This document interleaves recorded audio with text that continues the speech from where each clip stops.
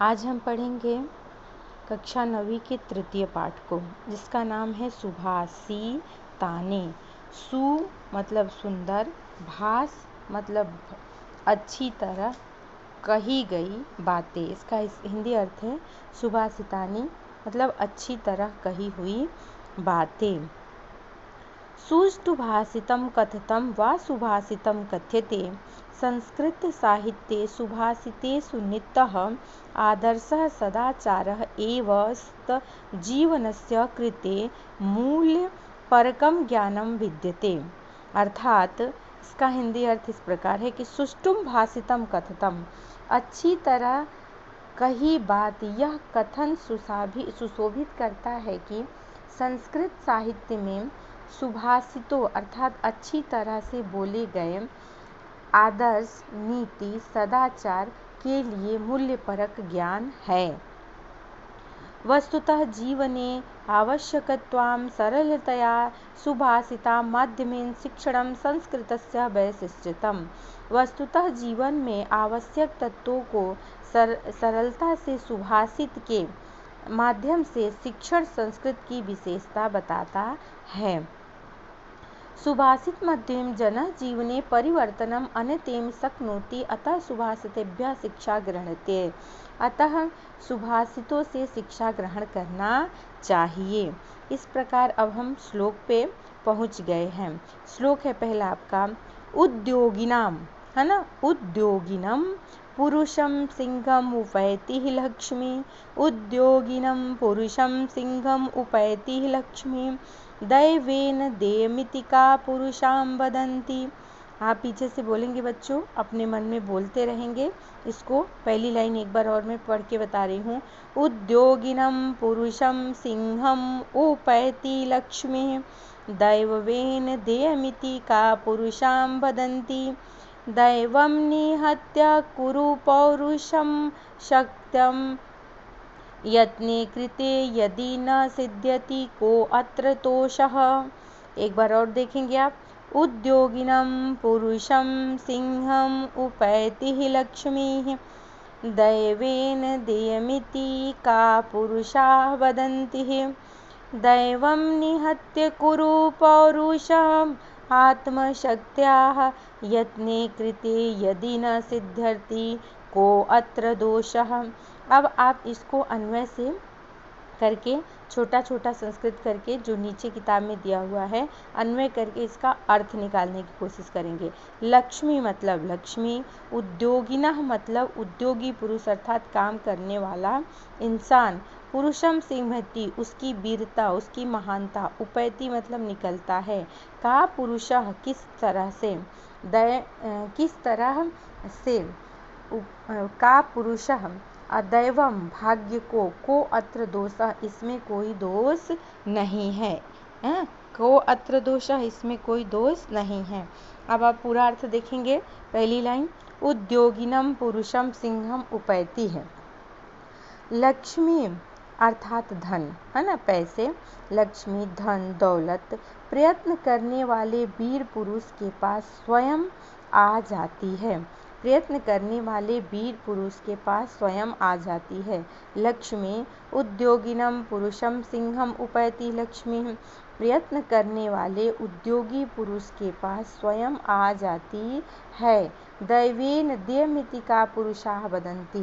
दूसरी लाइन कि ऐसा कहते हैं कि कायर पुरुष ही भाग्य से मिलता है। कायर पुरुष ही भाग्य से मिलता है। ऐसा कहते हैं कि भाग्य को छोड़ करके अपनी शक्ति से पुरुषार्थ करो। प्रयत्न करने पर यदि सफलता नहीं मिलती है तो इसमें उसका कोई दोष नहीं है। प्रयत्न करने पर भी यदि सफलता जीवन में नहीं अर्जित होती है तो इसमें उसका कोई दोष नहीं है। उसके भाग्य में ही पैसा, उसके भाग्य में ही धन, उसके भाग्य में ही सुख नहीं लिखा हुआ है ना। इस प्रकार इसका पूरा अर्थ एक बार और देखेंगे।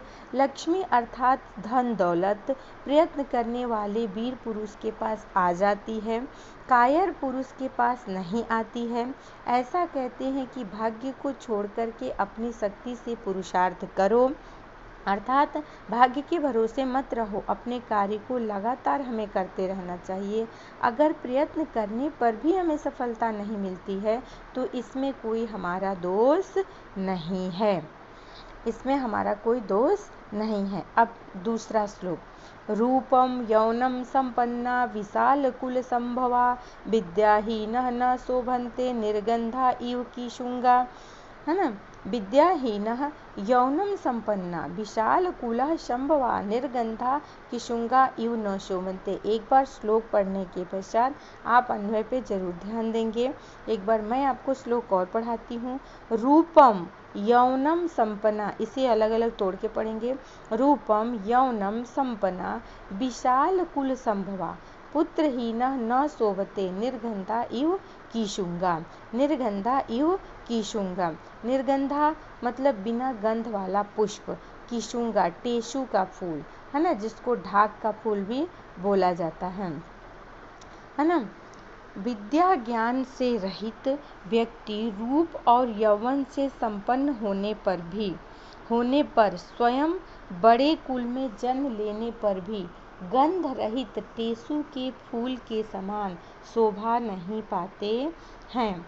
विद्या ज्ञान से रहित व्यक्ति रूप और यौवन से संपन्न होने पर एवं बड़े कुल में जन्म लेने पर भी गंध रहित टेसु के फूल के समान शोभा नहीं लेते हैं। अर्थात हमारा सिर्फ बड़े परिवार में या बड़े कुल में जन्म लेने से हम बड़े नहीं हो जाते हैं, हमें बड़े होने के लिए स्वयं प्रयास करना पड़ता है, स्वयं मेहनत करनी पड़ती है। यह श्लोक हमें यह बताता है कि हमें अपने कर्तव्य को करके ही हमें आगे बढ़ना चाहिए और हमारा नाम रोशन होता है।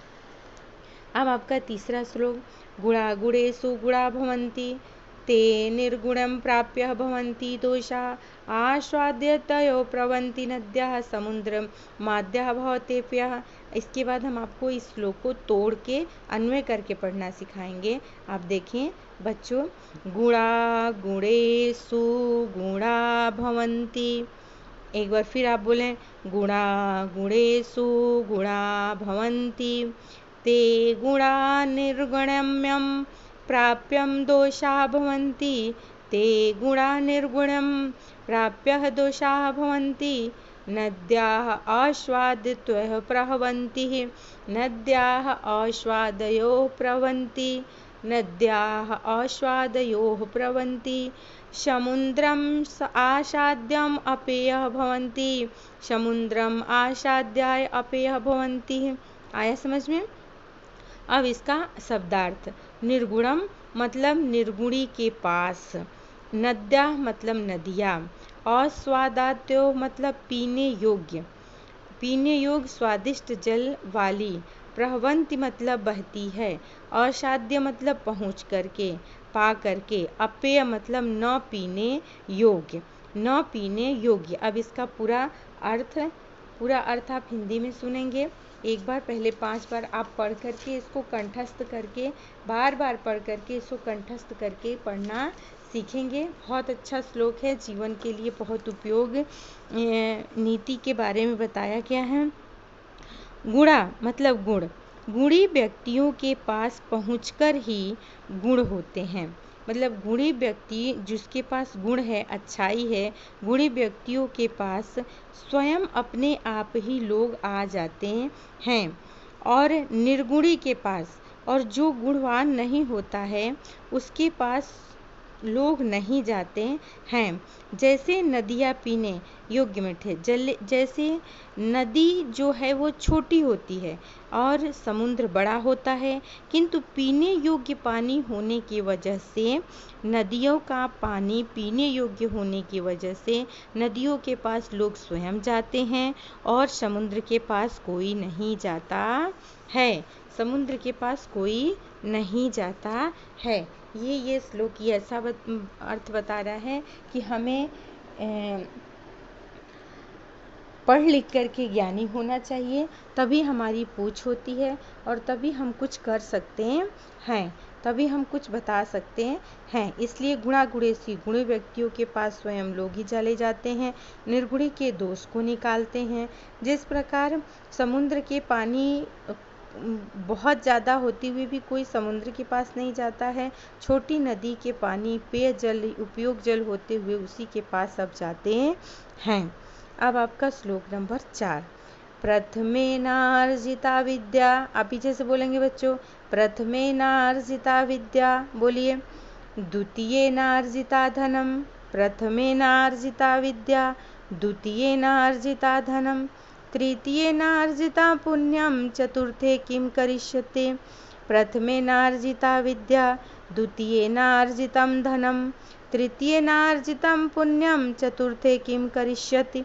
अर्थात प्रथमे वयस पहली अवस्था में विद्या न अर्जिता, अगर आपने विद्या को अर्जित नहीं किया, विद्या प्राप्त नहीं किया। द्वितीय धनम न अर्जिता, अगर दूसरी अवस्था में आपने धन को प्राप्त नहीं किया। तृतीय पुण्यम न अर्जितम, और तीसरी अवस्था में आपने पुण्य को अर्जित नहीं किया। ताहि चतुर्थम किम करिष्यते, तो चतुर्थी अवस्था में आप क्या करेंगे, अर्थात जब आप बुढ़ापे की तरफ चले जाएंगे तो आपसे कोई भी काम नहीं हो पाएगा। एक बार और आप पढ़ना सीखेंगे और इसका अर्थ सुनेंगे। प्रथमेनार्जिता विद्या, द्वितीयेनार्जिता धनम, तृतीयेनार्जिता पुण्यम, चतुर्थे किम करिष्यते।